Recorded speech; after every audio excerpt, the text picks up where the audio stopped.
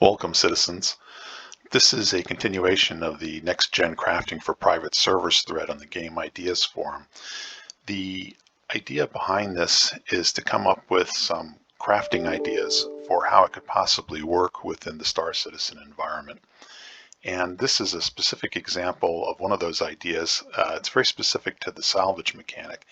The idea being that a salvager could repair a item and come up with a either a repaired item that they could resell, or maybe even something that's better than the original item. And of course, the goals here are to create a player-based skill system rather than a push a button and just cranks out the same item and everybody's creating the same item. So your skill actually makes a difference. So how does it work?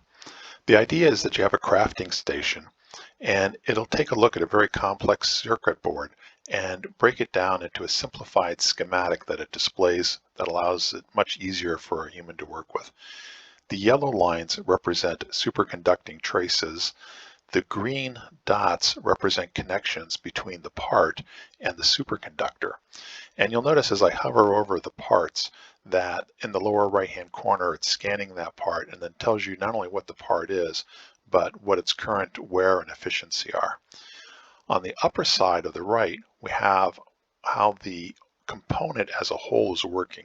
You can see this one is at 88% efficiency with 34% wear. So in order to make this a better part, a salvager would come in, remove the parts that had a lot of wear, and then be able to resell it. And they are able to create an inventory of parts by finding these components and then removing existing parts that are on them and adding them to their inventory. And similarly, once they repair them, they can sell them on the marketplace. They can also buy on the marketplace broken components. So you don't really have to be a salvager to do this. Anybody could go off and find these components, sell them, you could buy them, and then go into a repair business. So in order to remove a component, you have to add energy to these pins. And you can see as I add the energy, it turns red. Once all the pins are red simultaneously, then you can remove the component. There's a micro tractor along with the micro laser. Now, what makes this hard to master is that different components pass energy at different rates. For example, resistors are fairly slow at it. And some components are very sensitive to the energy input. For example, this processor, you can see down here it had 1% wear. But what happens is as I heat the pins, you see the bar going across showing the danger zone is rapidly being approached on this. So even though I'm trying to be pretty careful about it, you can see by the time I got both pins done, we are in the reds down here.